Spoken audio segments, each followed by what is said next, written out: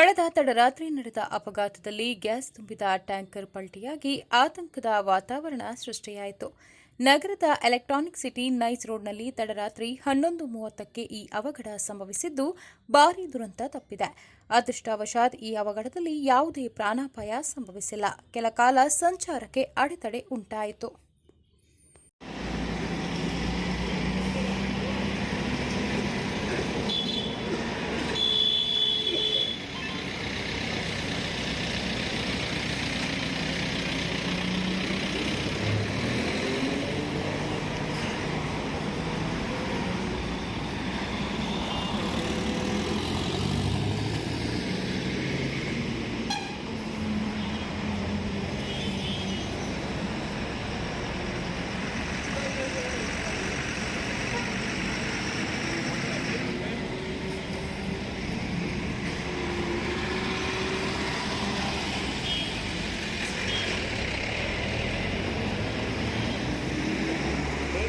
tyre